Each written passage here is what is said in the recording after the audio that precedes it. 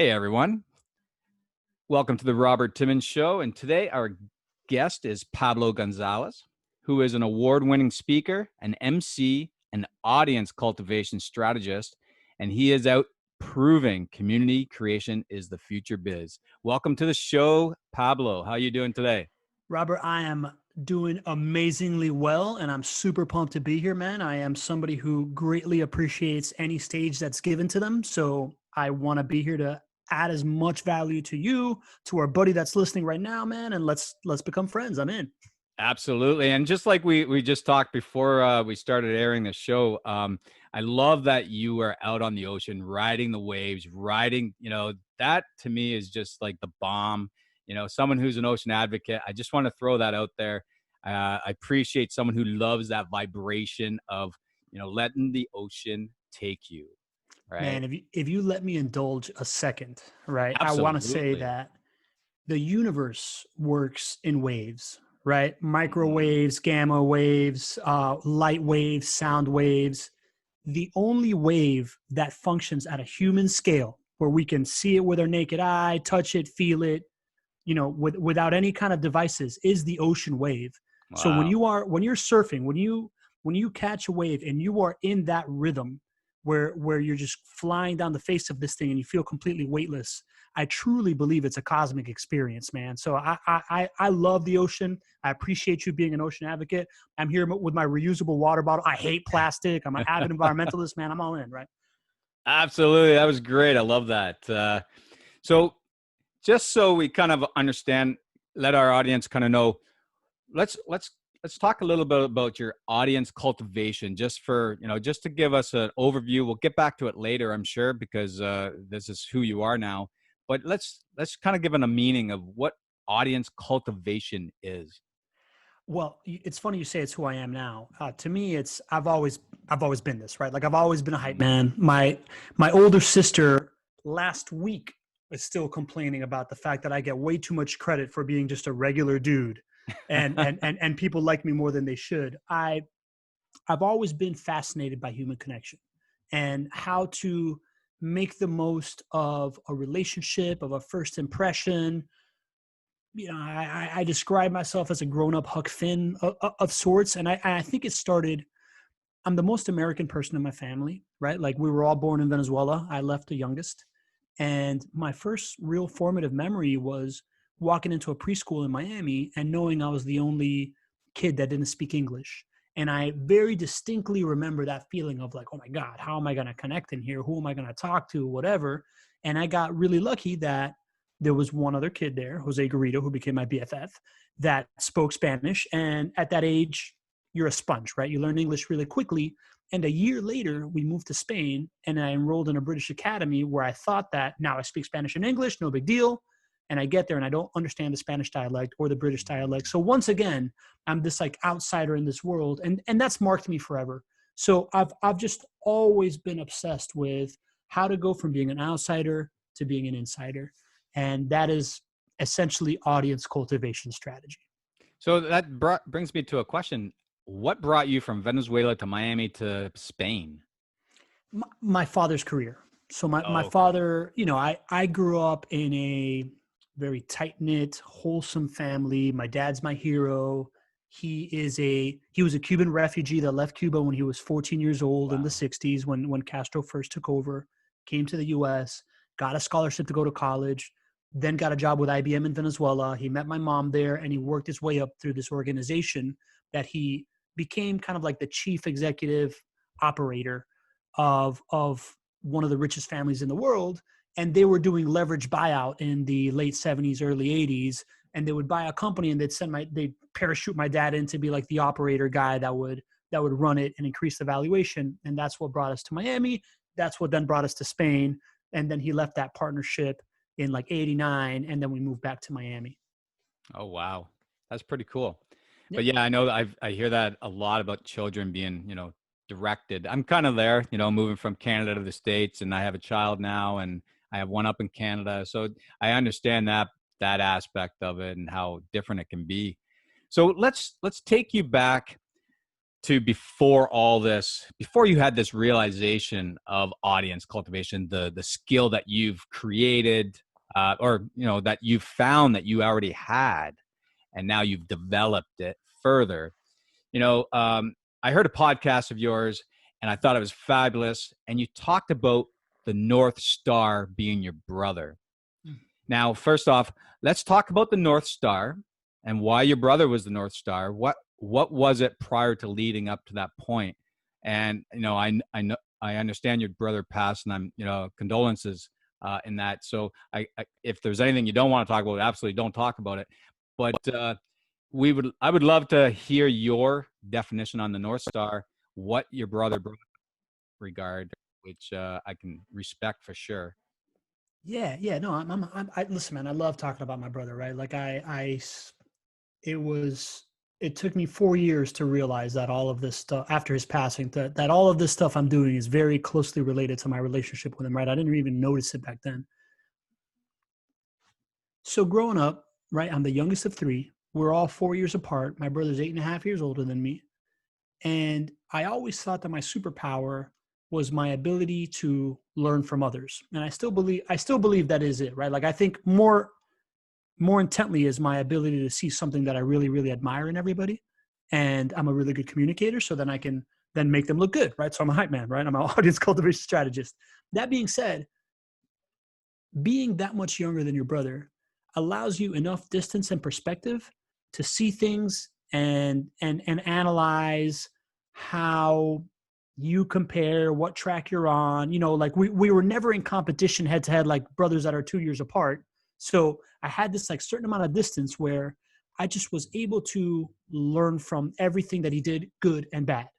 And I think as families tend to do, and as the closer you are to someone, kind of the less forgiving you are, right? I always took it as like, no, all right, this is the stuff I don't want, but I never really took the conscious decision to say this is the stuff I really do like about my brother, right? So navigating through life, I would see that he got a kind of raw deal. Like we moved back to the US his like senior year of high school, right? So like he wasn't very educated on the college acceptance process and stuff like that. He went to a really good university, Babson College, but there he never really went to like a career fair, never built that network. He just wanted to get back to Miami, right? So as I grew up, I knew, number one, I had to keep my grades up so that my parents wouldn't get mad at me the times that they would dip. And I knew that I had to make the best out of my college experience, so I wasn't home just looking for a job, and I wanted to find my job while I was in college, right? So like I was able to gain those things, that perspective from my relationship with him. And then on top of that, I was really good at video games, and I was really good at all these other, and I know like every movie from like 1980 on, because like the pop culture that he would give me was fantastic, right? So when I say that he was kind of my North Star, I mean like I could navigate life based on the path that he laid out in front of me, right? And I very actively took those decisions, but it wasn't until his passing that I realized that my brother is this guy that I mean, you listen to the podcast, right? But when my brother passes, 1,200 people show up to his funeral, Yeah, wow. and it was just this like unbelievable wave of love and support, and that's what really got me thinking of the tangible value of community. And the month to 3 months after that, I started getting all these different messages from friends of my brothers that either didn't know me or knew me or whatever, and to a T, every single one of them was reaching out saying, man, I just had to reach out to you because your brother is this guy that would always just make a room better. Like he was always a guy that was focused on bringing people together, and he was always making people smile, and he was this connector. And as somebody who has always valued this, how do I make people feel comfortable? How do I get them to fit in? How do I make a room better? I had never really given him that credit, right? So once that really, really hit me, and listen, to this day, I would say I have some game-changing relationships in my life because of the people that reached out to me after my brother's passing, right? Like some of my best mentors, really amazing things. So all these amazing things have happened on top of all this learning. But the moment that hit me, I thought to myself, well, shit, man, I think that I'm this guy that sees all these great things in other people, and I wasn't seeing this in my brother. So what else am I missing? Who else can I learn from? Like who am I not giving credit to that is one of those little nuggets that I could have learned and I could be adding to my life right now and to my skill set and to my perspective that I've claimed to be doing from everybody else, that I haven't done it from the most obvious of sources. And that was a major, major revelation to me. And I've just applied it. I've doubled down on it even more so ever since that moment, right? Like I used to think that I was falling upwards, right? Like I've navigated a career of escalating success, and I never really thought I had a very strong work ethic until I started giving myself the credit that my work ethic isn't in the putting together an Excel sheet or, answering emails on time or whatever. It's the fact that I'm always looking for that connection of how I can bring somebody into the fold, get the most out of what they have to offer and make them feel valuable. And that's always just added all this value to my life. So at that moment, I'm like, you know what? Based on this tangible feeling of community and this benefit that I know is real, that I felt, and this idea that no matter how hard I've pushed into recognizing other people and bringing the best out in them, there is so much more I could be doing here. And this is where my work is. This is where my work ethic is. And quite frankly, nobody works harder at just maintaining relationships and being friends with absolutely everybody that I can. And I know very few people that put as much effort into it as I do. So that moment, I just decided to lean all into that. And that has led me to trying to figure out how to build a business around it, which is where I'm at right now. And it's been really, really fulfilling. That's awesome. That's really cool that you used your brother as a guidance, as a North Star. I don't know if the listeners understand what a North Star is. It's kind of like your ultimate goal that you hold yourself. It's like looking up in the sky and saying, okay, I need to turn to the left a little. I need to turn to the right a little. It's a guiding adjuster. So when you know where you're heading, kind of where do I need to go? What decisions do I need to make? What goals do I need to step on to make it there? And I think that's cool that your brother is 8 years older than you. He's, experienced quite a bit, and he was able to guide you in a way. But I also love that you didn't look as deep as you thought you were looking. Like you said, you're looking at all his mistakes and saying, okay, I don't want to do that. I don't want to do this.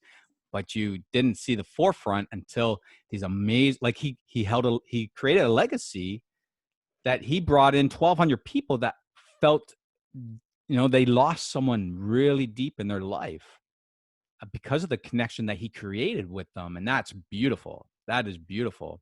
And I think that's great that you took that on and you're finding your way with it. It's still your North Star. Yeah, I was going to say, in a very real way, he's still my North Star. Absolutely. And I've applied that North Star principle even more because of the value I got out of it, right? Like in my last reinvention of pivoting through trying to figure out what the heck I'm up to here, right? I took this like 90-day purposeful pause to figure out what my North Star in business is, right? Like where I want to be in 10 years and then reverse engineer from there, as opposed to just like, try this, try that, try this, try that. And that's when the language of proving that community creation is the future of business development came to me, right? And once that became really, really clear, it makes it astronomically easier to say no to stuff and to commit to stuff because I know where I'm headed. Right. And that's key, really. Huge. I definitely understand the bounce back around all over the place, being an artist and being, all over the place on what I'm doing. And it's easy to get lost in that hopping. And then you go after a little while, you're like, where am I? Yeah. Even though you've experienced a lot of things, but does it bring you forward? Right. You become busy. and not, in your way, reverse engineering is a key thing to really pushing yourself in a direction that you want to go, that you love, that, and saying no to things. You talk about going to conferences and meeting and networking. And I found that pretty cool because you mentioned how you get into the mindset of the conference. You get into the mindset of what the people are, what they're there for, and you work with that. Can you talk a little bit about that? Yeah, man. In line with all this stuff that we're talking about, there's a quote from Ralph Waldo Emerson that says, "Every man in my walks, every man I meet is in one way my superior, and in that I can learn from them." Right. So I approach conferences like if I'm walking into a library, man. Like there's so many people there, so every single person is a source of information, and I really cut my teeth in the networking world in the last 10 years of my career, from about 2009 to 2018. When I lived in Miami, I got really involved in the nonprofit scene. In 2010, I started a young professionals group for Habitat for Humanity. I helped found that. That led me to getting on the board of Habitat, led me to doing this Leadership Miami program, got on a couple of other boards of charities. I won like a top 20 under 40, in a magazine. Then I got on the board of the Economic Development Agency of Miami. And I bring all that trajectory up because the only way you move through that trajectory is by going to a ton of events, walking into a million rooms where you don't know people at first. And then eventually I became this guy that knew somebody in every, 1 to 3 people in every room in Miami. Right. So I've had the reps of being able to walk into rooms and extracting value, long-term value, mind you, right? Because when I started that young professionals group, I thought I was doing this thing to business develop for my first business back then, which was a green building consulting company that I had started. I didn't get any customers out of that, but it did put me down this path, right? So in 2018, I quit my consulting company. I get acquired by my biggest customer 2 years in. I go in-house as director of sustainability for this like hospital builder and university builder and developer.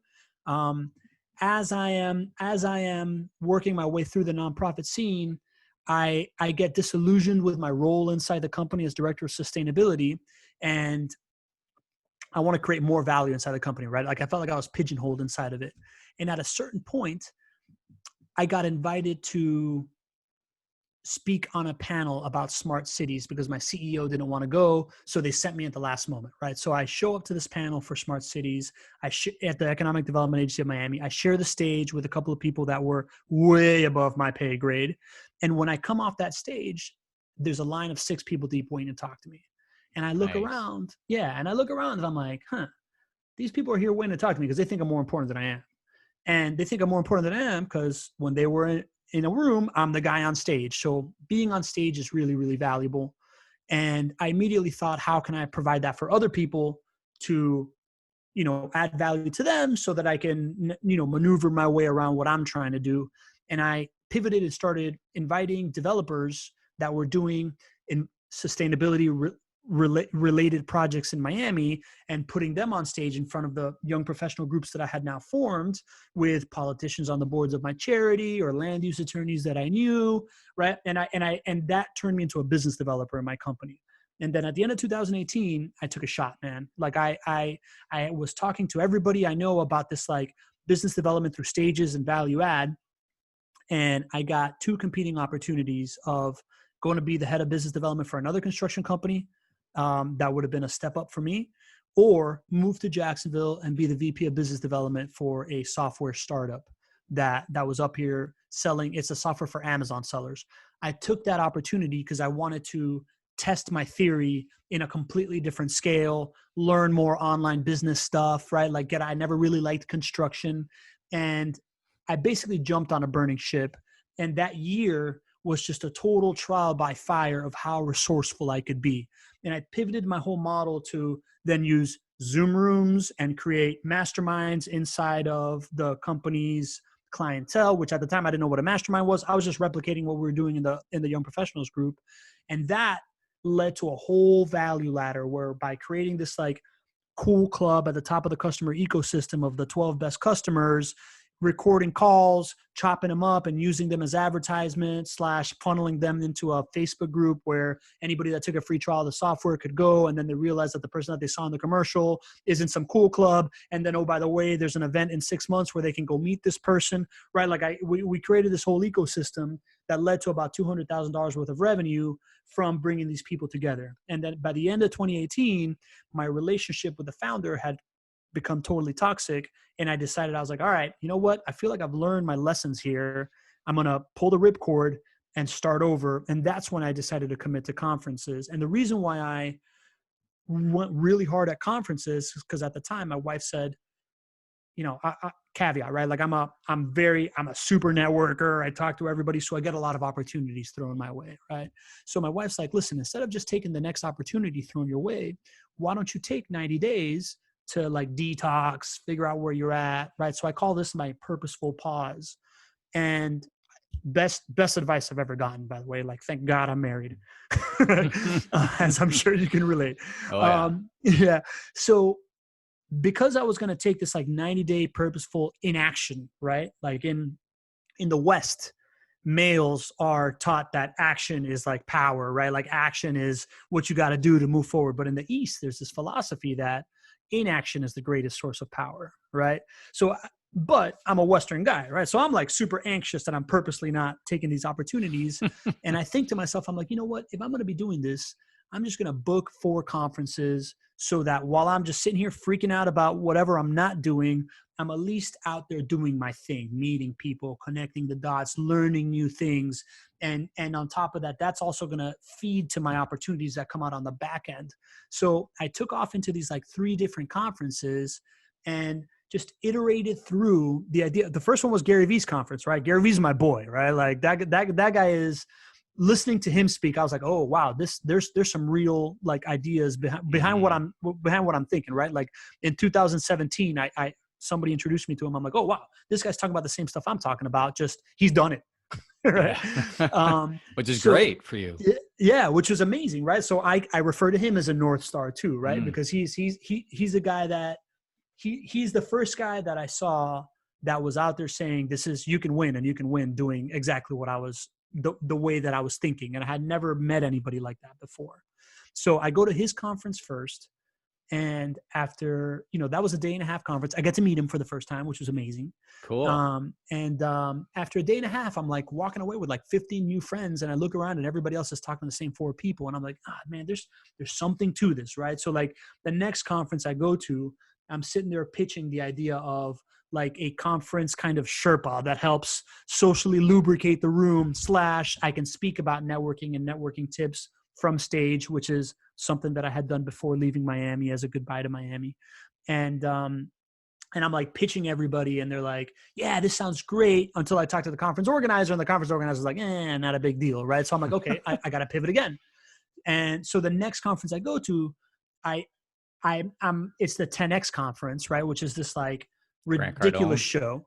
Yeah. I mean, I to me, it's like an arena Metallica concert had a baby with a Mexican flea market. Like it was just like, you know, outrageous showmanship and sell everywhere. Not really my scene, but you know, I was able to get one big tip from there, which is the actual way you monetize stages and how you build an ecosystem around it, from this guy, Pete Fargus.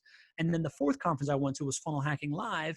And at that point I was introducing myself as a professional networker. Instead of saying, this is what I think I'm doing, I just leaned into the whole professional networker thing. And when you start saying that, people are like, oh, okay, so who do you know that I can know? And you know, like it was a major just like differentiator. And at Funnel Hacking Live, I basically just learned everything about every single kind of online business model, because I met everybody there that had gone from never, you know, like struggling their whole life to launching a funnel and making a bunch of money in every kind of like walk of life. So being able to go to the different conferences with the different fields allowed me in a short amount of time to just iterate on what I'm seeking, right? Just like the idea that I was in this moment where I knew that I was looking for something. I was able to, like, every time I thought of something, I could present it to someone new, get feedback, adjust, present it to someone else, feedback, adjust, present it to someone else. And on Wow. top of that, I came back with literally 450 new contacts. Like I have a spreadsheet of the 450 people that I met at these 4 conferences, where I'm now in contact with most of them via Facebook and LinkedIn and Instagram and whatever. So it was just a really, really valuable, immersive, iterative learning experience from people to people learning. Wow, and that's impressive. You went out and did it live, fast, in a fast pace. There was no sitting back. Even though you did this 10-year plan, you were creating a great action plan at the beginning to start moving this forward. Immediately. What do I want? Where am I at? What am I good at? And 450 people. That's like over 100 people per conference. I don't think anybody gets more than probably 5%, if that, when they leave there, so that's impressive in itself.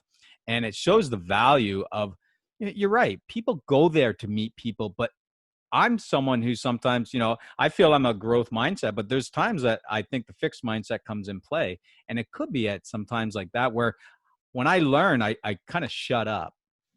So when I'm there to learn, or if I don't feel I know enough about that conference and that information, I shut up because I want to absorb it.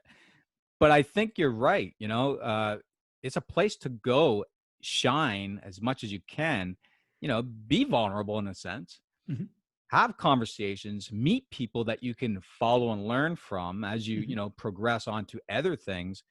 But yeah, I definitely feel you in there, and it's definitely a mindset thing, Yeah, the more and I listen.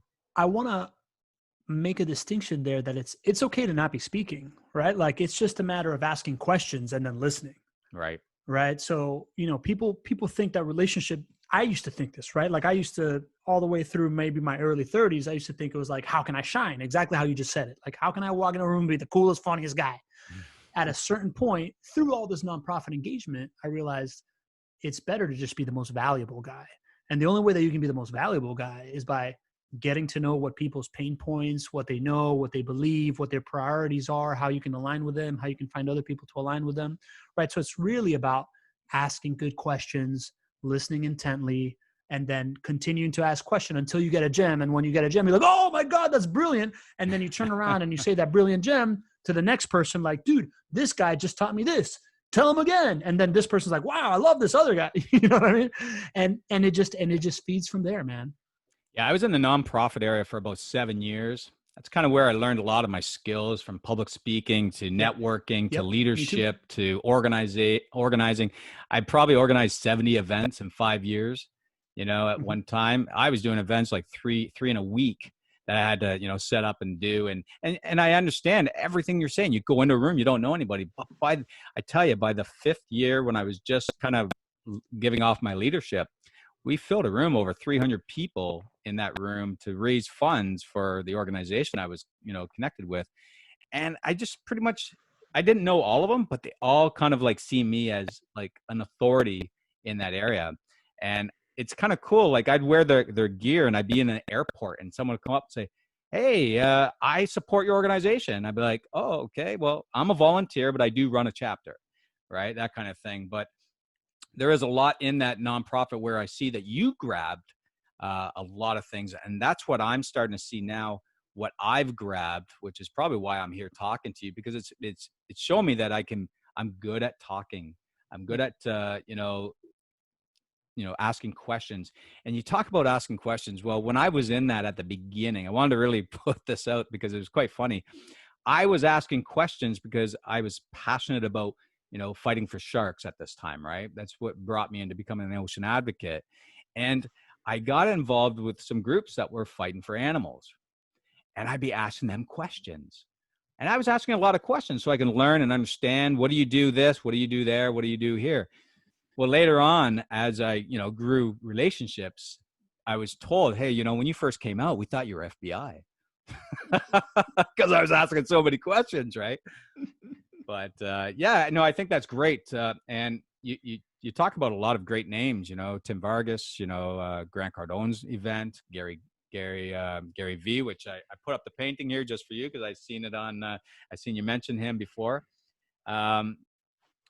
So where have you gone with, are you still following these big names? Who's your mentor today that you're learning really good quality skills from to keep you moving forward and learning and not becoming stagnant and stale at all? Which I don't see Yeah. it in you, but I just asking the question. Yeah, man. The really Gary is still the guy that I learn the most from on a daily basis, right? Like I keep a pulse of everything that Gary's doing at all times, right? Like he is somebody who I very much believe in the follow what Gary is doing, not just what he's saying kind of thing, right? So like text message advertising, TikTok, LinkedIn, Mm. anything. I'm about to start buying sports cards. You know what I mean? Like anything, anything, Garage anything that sales. Gary talks, yeah, anything that Gary talks about too much, man, I'm in. Mm. And I know that I need to. For I'll give you. All right, I'll finish answering this question, then I'll give you a great little story. Outside of that, I'm very decentralized, man. Because I have so many lines in the water at all times, and I am always preaching connectivity, community creation, connector, networking, content, right? Like I am very much of the belief that whatever you're looking for, you just got to talk about it nonstop and just don't shut up about it and fill the air with it. And if you do that enough, it'll find you, right? Like it's like the bat signal. So I do that, man, and I have a lot of relationships, and I talk to a lot of people. So right now, one of my biggest mentors is my biggest client, this guy Greg Cohen, who is the co-founder of this turnkey rental income property investing company. It's a $450 million company, and we have implemented this content program that has, in the last 6 months, doubled their conversion rate from lead to close. And Nice. and I spent a lot of time with this guy because he's another guy that is a leader that leads with compassion, that is, lead by example, excellent communicator, supremely nice guy, cares about his family, right? So I find people with similar values of what I want to follow and what I want to see in myself. And I try to get close to them and learn, right? Like through osmosis, and try to add value to their life. So I'm teaching Greg to surf, and we run twice a week in the mornings. Plus we have this show called the Not Your Average Investor Show that we publish twice a week, go live on Facebook, and then repurpose all this content and drive it to a Facebook group, which is my whole business strategy that I do for other businesses. So I would say Gary Vee and Greg Cohen right now are my two guys. But to give you an example of keeping a pulse on the Gary Vee universe, right? There's another guy, Nathan Ruff, who is, I met him at the second conference, at the Capitalism Conference from Ryan Moran, which was in Texas also. It was in Dallas though. And he started this company. So he had this like $2 million web design company. And somewhere midway through 2019, he goes to China. He sees this business model of these like portable chargers that you can rent via an app, kind of like the bird scooters of like charging your phone. And he goes from seeing it to launching it in the US, live in 2 cities, and then in 4 cities within like 6 months. And it's called Rabbit. And I'm officially an advisor on his board. And this guy's like the 25-year-old guy with the highest ceiling of anybody I've ever met. Right? I'm sure he's going to be a billionaire. Pretty sure he's going to be president of the United States. You know, and so as we are talking about the best way to like get Rabbit into the mainstream and do this stuff while we're iterating, I listened to a Gary Vee podcast where he is interviewing the head of the Senior Bowl, right? Like, I don't know if you follow college football, but the Senior Bowl is like the all-star game for college football. It's where like the Okay. seniors that are graduating play in this game, and it's in Mobile, Alabama, which is a tiny little town, right? Like it's a cool little Mm-hmm. town, but it's I've small, driven right? through Like, it. yeah, and that it's got that main street. I don't know if you ever stopped there, right? But it's got that little main street. It's got a little walkable downtown. So I'm like, man. And in the podcast, he's talking to the Senior Bowl director, talking about how like the Senior Bowl is this like underpriced attention because the entire NFL universe is concentrated in this small segment of Mobile, Alabama, and everybody's just on top of each other.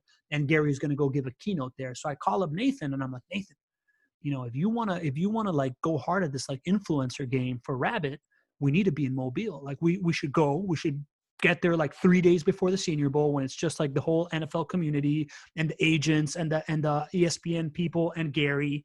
is going to be there, and let's see who we run into. And, to Nathan's credit, he's like, let's do it. So we go. We spent 3 days in Mobile, and we met a bunch of guys that are about to be millionaires, right? The 22-year-old senior that is playing in the All-Star game that's going to get signed in the first round.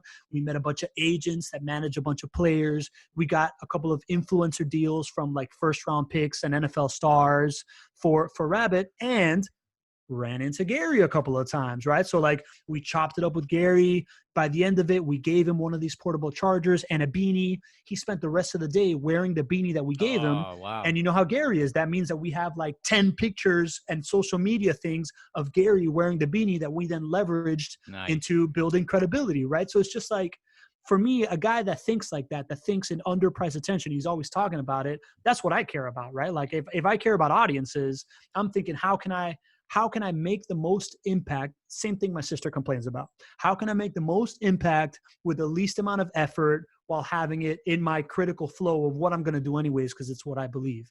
So, that's why I keep tabs on everything Gary's doing, because it comes with these golden nuggets. And I've now met Gary, I've met Gary 4 times, and I've come out in his content every single time, because he always goes to Q&A. So if you can like get in a Q&A and ask a smart question, you're going to show up in his podcast. You're going to show up in his YouTube channel. You may come out in one of his Instagram feeds if you ask a good enough question, and you can leverage all that stuff to build credibility and run ads and whatever, man. So like, I just think I think Gary is the ultimate underpriced attention, because he's such an approachable guy that I think may end up being the most famous person in the world within the next 5 years.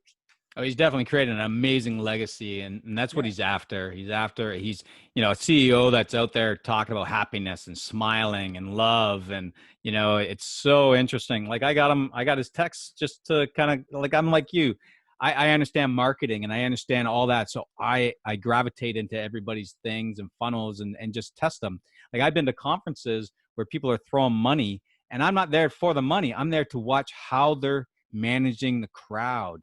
Yeah. And I remember having a lady beside me going, "Oh, wait, are you going to get it?" And I said, "Oh, I'm not here for that." And I explained to her why I'm there. And she's like, "Well, that's a different perspective. And now I'm seeing this in a different way." And because that's what I was there for. I went to a lot of them when I was over there in California. I did a couple in Florida. And I just went to see, how people were doing it, how they were selling on stage, and not the manipulation, but the persuasion. The orchestration of it all, right? Yeah, it's incredible. And then people were running to the back to buy for like $2,000, because they think they're saving $5,000. Like it was just impressive to watch. I would highly recommend, if you're into that, I would highly recommend you go to Funnel Hacking Live. It is, I don't know if you know Russell Brunson. Well, I've done the course. Yeah, he's going to Funnel Hacking Live. It is a 5-day human funnel. Like it is a building indoctrination into the religion of funnel hacking, dude. Like the way that he pulled it off, I would have to leave the room. Like when I knew he was about to go into his like stack and pitch and whatever, I would leave the room because I didn't want to get got. But man, it was just a 5-day of a building event to extract the most value. And I say this in admiration, right? But it was just a 5-day event to extract the most possible value out of the people there, and gave a ton of value too, right? Like I'm not a Russell Brunson disciple, because I think he goes a little bit too hard on closing people. That's not my thing. But man, as a feat of social engineering, Funnel Hacking Live is the most impressive thing I've ever seen. That's cool. That was above 10X? Oh yeah. Yeah. Wow. Listen, man, 10X was a circus, bro. Like 10X was really an exercise in the power of the stage. It's like, if I can entertain you for 3 days while throwing stuff at you, you're going to buy something, right? Funnel Hacking Live was a religious indoctrination is the best way I can put it, man. Like I was waiting for people to like come up the stage and be like, "Bah, you're baptized," Like it was really impressive. That's cool. So what are the type of conferences that you go to now? Since that was the 4 big ones that you did that actually got you launched. Now that you're into what you're doing, what is it that you focus on? Is it more towards what your clients are about, and you kind of get in there to see how you can help, like you did with the mobile senior bowl? Is that kind of the direction you're going now?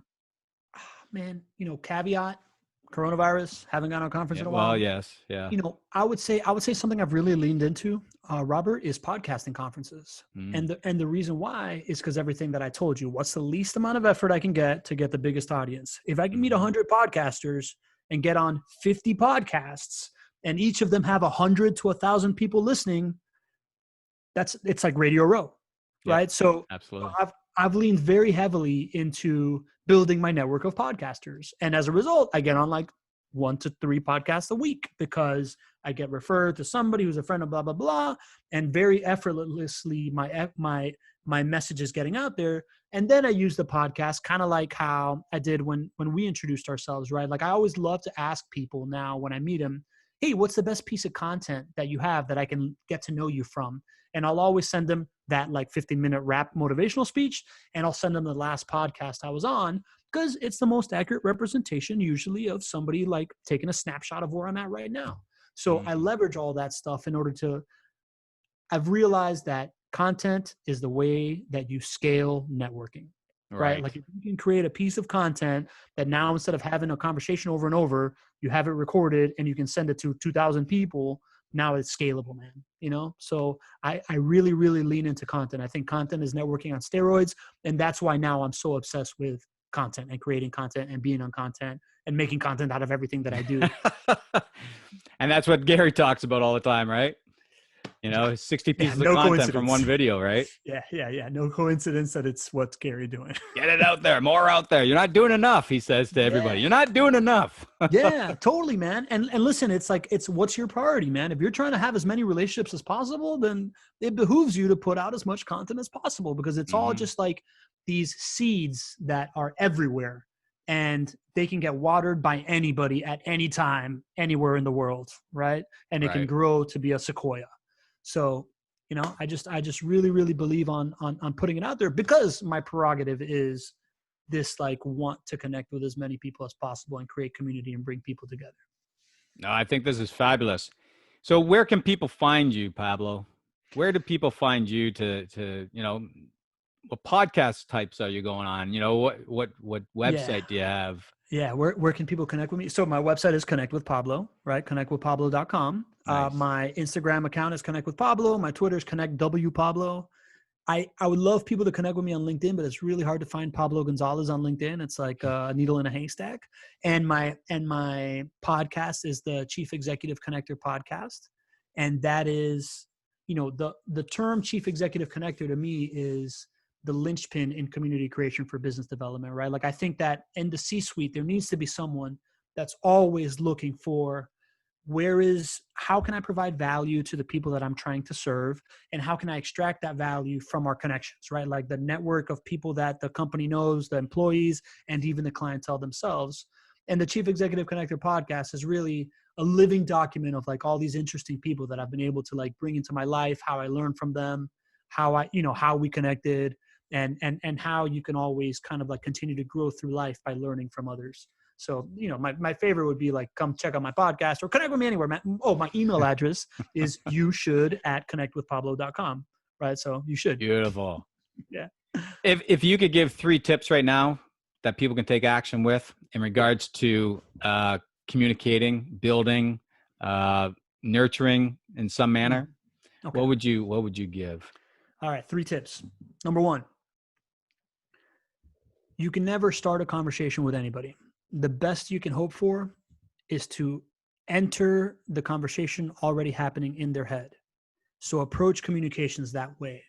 Like understand that before that you can get your message across to anybody, you need to be speaking their language. So you need to approach every communication from the standpoint of how can I serve this person, right? Like that would be the number 1 tip. So, if somebody's not understanding you, it's because you haven't figured out how to catch up to that conversation happening on in their head, right? Number 2, if you want to really practice communicating and you want to get your message out there, right, you need to iterate. So you can either do what I did and go to like as many conferences and networking events and blah, blah, blah, and talk to as many people as possible and listen and get that feedback. Or right now, you should do a 30-day in a row Facebook Live and just commit to go live on Facebook for 30 days, talking about, not pitching anybody, right? Just talking about something that you've learned that day, something you find interesting, something you've been thinking about, and practice that muscle. Because that is what another couple of my mentors, the biz bros that I work with, they call minimum viable content, right? Like there's a lot of friction between recording yourself saying something cool and publishing, right? Like I have thousands of pieces of content that I haven't published because of that friction. But if you're just going Facebook Live, then guess what? It's out there. Mm-hmm. And now you give people the opportunity to react. You give people the opportunity to give you feedback. You start finding your voice because through the iteration, you start speaking more and more and you get more comfortable with it. Absolutely. That's the second. Yeah, Mm-hmm. That's the second piece of advice. The third is more like my definition of happiness, man. And it's the idea that it comes in four steps. Number one is figure out what you're really good at that you really love doing, right? Whatever that is.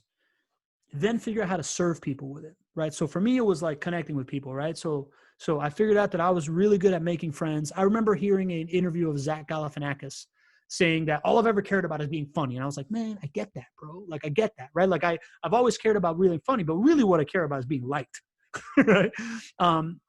So then figure out how to serve somebody with it, right? Like if you can help somebody with that gift, human beings are happiest when they're in service, right? So you're going to be doing it more and you're going to make people happy. So figure out how to serve somebody with it. Once you figured out how that, for me, it was I'm really good at figuring out what someone is trying to say, understanding it and why it's special and communicating it to somebody else. Then figure out how to monetize that service in a genuine way. Right. So like, Mm-hmm. as I was going through it, people were like, you can charge for introductions, you can have masterminds. None of that really felt right to me. Right. So like, I wanted it to be genuine in a way that it doesn't lose the value and that I'm not just like hard pitching in order to do this thing what I really want to do is serve you with. Right. Once you figure that out, for me, it was, I can make people look good in a conversation and then turn it into content, which now helps them communicate better. Right. Then step 4 is build a business around it, man. And if you can go through those, right? Like focus on step 1 until you get that. Once you get that, focus on step 2. How can you help somebody else? Then what's the most genuine way to do that in a monetizable way that people can pay you for it?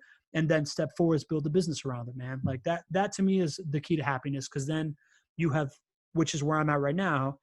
I have not just built a business. I've built a business where my role inside the business is doing something that I love doing, period. Right? Like otherwise I would just go get a job. I definitely hear you there. And I appreciate all that and all your time. I'm sure my listeners are going to definitely get a lot of value out of what you just provided. I know I have. And just having a connection with you and being connected with you now is an honor. I'm definitely going to learn from, following you and listening. And, for my next conference, I'm going to pull out a book and start talking to people. I'm going to start, really connecting because, sometimes you can't take all the information and they'll probably play it on a video later anyways, or someone will have it. Right. Dude, the last couple conferences I've gone to, right. The last 3 or maybe 3 conferences I've gone to, I've watched maybe 1 keynote, right. Like I've literally just sat in the lounge, just been like, hey, who are you? What's up? I agree, man. Try that strategy. It'll change your life. Right. Because all the stuff that they're saying in those keynotes, you can find on YouTube, bro. But you'll never have the chance to be in proximity with 300, 700, 1,000, 5,000 people that you can just make those connections with. And just one of those can change your life forever. And a lot of cases I've noticed they're just motivation, right? They're just motivating you into their funnel, right? Yeah. Being a marketer, you understand, you start seeing, you really can get behind the curtain on anybody's action now.